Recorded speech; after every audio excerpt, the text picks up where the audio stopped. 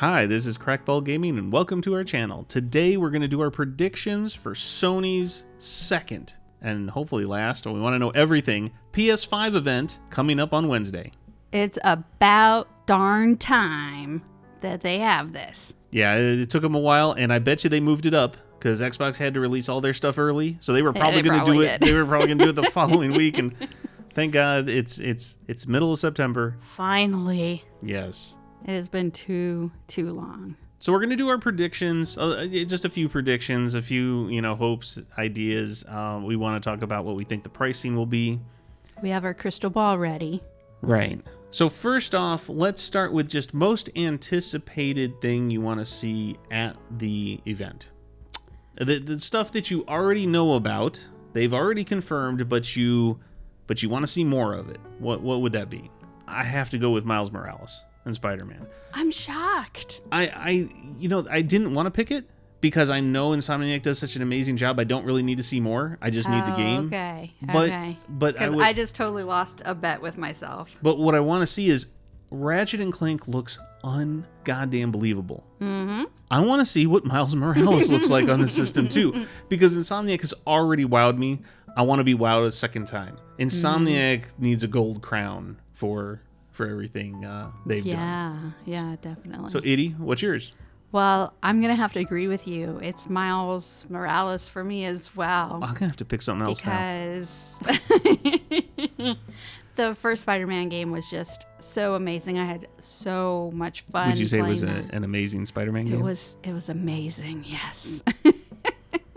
So, I want to see what Miles Morales looks like. I want to see more of it, get a better idea of what the game's going to be. Okay. Definitely. All right, Big, what's yours? Save us from not being Miles Morales for 3.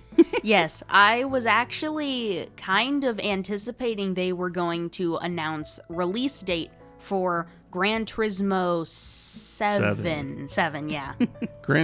I'm kind of excited for that. It looks, at least on the surface, when they showed some of the UI and everything, a return to form for like story Gran Turismo and classic stuff and settings. So that would be amazing if it came even close to the launch. We have had a lot of fun in Gran Turismo, so yes, that's a good one to anticipate. Now, one of the other things I wanted to bring up was just, and I just want to say this off the cuff, Godfall.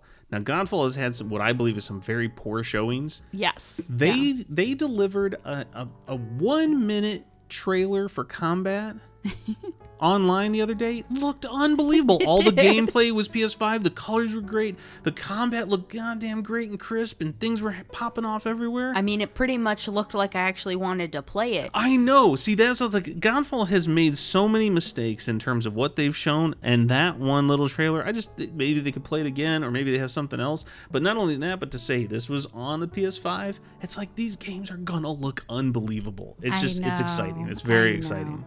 So all what right, else you got? so we've got a Miles Morales twofer, and we have Gran Turismo. That's what we're looking forward to. Not too shabby. Now, let's jump into price, because a lot of prices have been bandied about. Xbox dropped their prices. They have a $500 machine and a $300 machine. All right, they are not the same machine. One is significantly underpowered. Yeah. So their main competitor, the one that we care about, is the $500 machine. That is the one that is an equivalent machine in specs to the PS5. So what is Sony going to do? So these are our predictions. My prediction, I'm going to say it comes in, and this is the pipe dream. This is probably not what I truly believe. This is what I hope. The base PS5 with the disc drive comes in at $450. And then the digital is at $350. Yeah, that's probably a pipe dream. I would be absolutely shocked if that's really what the pricing comes in at. I'm going to giggle like a schoolgirl if it comes in like that. Please don't do that. I do not want to hear that or see that. I'm going to be more reasonable, more realistic, and I am going to say 400. Yes, 400 for the digital. And what for the disc? 500 for the disc. All right. I'm going to have to be a bit of a cynic here. So I think the digital is going to be $450 and the disc drive PS5 is going to be $500. So Okay. there's not going to be much Interesting. difference. It kind of seems like that's a more realistic price. Like, it would be awesome if it was $400. It would be incredible if it was $350, but I think $450 is pretty likely. So they don't take too much of a loss on their hardware. Well, we don't know what the overall cost of the hardware is, so we don't really know what the losses might be. But that's a good point. Some people predict like $550 or $600, and Sony's not making that mistake. I don't again. think if so, they make that no. mistake again, they've truly lost sight of what did well after the debacle of the pricing of the Yes. PS3. Now, again, the PS3 had full backward compatibility and the Blu-ray drive, which was brand new, so the pricing was actually the best price you could get a Blu-ray drive I at in the know, market. yes. It was actually an amazing price. However, most people didn't know that. Because it was cheaper than Blu-rays. Most people were not trying to early adopt Blu-rays, Mm-hmm. so that pricing looked scary to most gamers. But Sony was putting out a media machine too, Yeah. and so it was at the right time, wrong price kind of thing. Yeah. But I don't think they're going to go any higher than 500. Now, the digital, I think they can play with, because you can decide everybody's going to be on their ecosystem for the digital one, so they have some leeway there. They could go to 450, could go 400, could go all the way down to 350 and take a bigger loss because they're going to make that back. $375. $39.95. $350. We'll see. The biggest problem is I've always seen pricing they like their round numbers. They don't like the Right. half numbers, Right. which I don't know, because I would prefer $50 less if you could do that. And I don't care if it's not a round number, but we'll see. So those are predictions. So now, what do people think will be a surprise? Because you can almost guarantee there's going to be at least one surprise Yeah. coming out of the woodwork. I think for me, I'm hoping to see like a SOCOM game.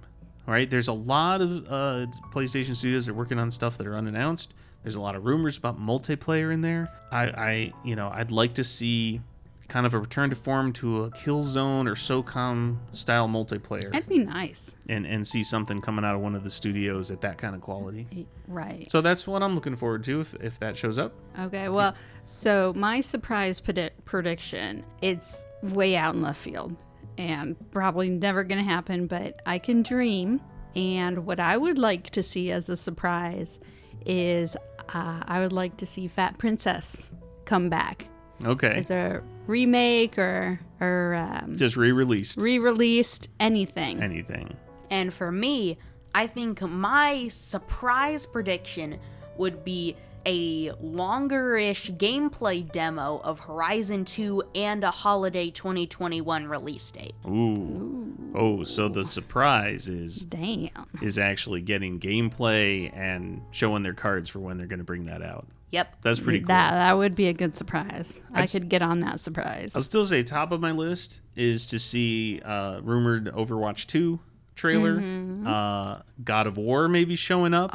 Right? That would be fun. That would be very They've fun. been teasing that God of War is much further along. The God of War sequel is much further along than anyone thinks. So Well, they've been saying for PS5 that development time should be quicker. So and they've been making the game, whether it's PS5 or not, for a while. So that could be exciting. I've heard rumors of Silent Hills, right, and coming back to some form, and so there's a lot that could be there, right? But we'll see. lots of good juicy surprises for us. Hopefully, really, I just want the price, and I hope it's good. You give me a pre-order date, and let me get a pre-order. I was gonna say I want my pre-order. I want to get his hands on the system. So one of the last things I wanted to touch on was if anyone had any thoughts on what they might be doing differently, or if they're going to be doing anything differently with PS Plus and PS Now. You would expect that maybe they would have something, I don't want to say in a direct response to Game Pass, because we've already done a video about PS Now versus Game Pass and the value proposition of both. I kind of hope that there is a convergence of PS Now and PS Plus for some package. So you start kind of combining those services, at least for an ultimate package of some sort. I'd like to see that, but for some reason I just don't think that they're at that point quite yet, or that they're more focused on other things, and that might be something that we see down the road in a year or two. Honestly, as a PS Now user, I would say it feels like they're ramping up for something. They have added a lot more games. It feels every month they're quietly adding more PS3 games. They added PS2 games. Still no new ones yet since like July. But they added a bunch for the first time in a long time at that point. So that was really cool.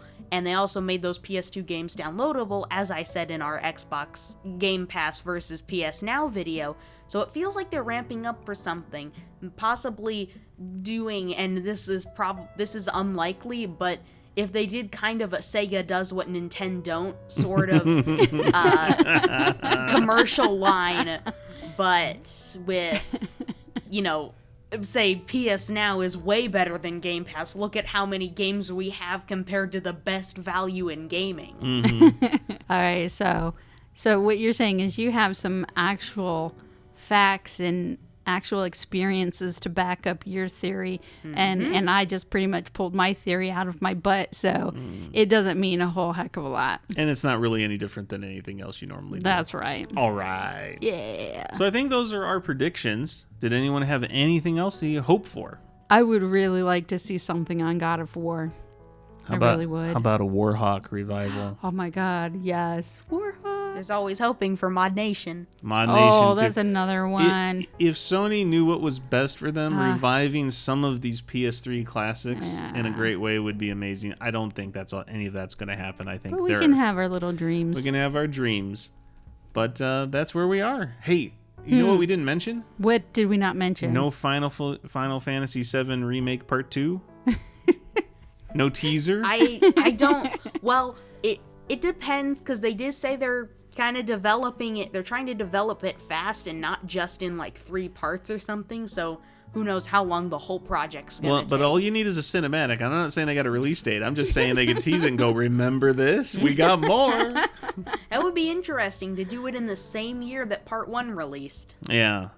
I think when you got to do parts like that, maybe you kind of got to keep the hype going, the buzz right? going. I mean, yeah. I think I think from what I heard, they actually developed Part 1 in about a year. They did it really fast. That seems quick. I mean, yeah, but the game did have a lot of graphical issues in it. For as All good right, as it well, looks. we won't need to talk about that. We could always save that for another video. Yeah. So anyway, we're going to know on Wednesday, Soon. and so we'll be back here after that to go over our predictions, the results, and how we feel about where PlayStation is after their event. Thank you for joining, and subscribe and like, and we'll see you later.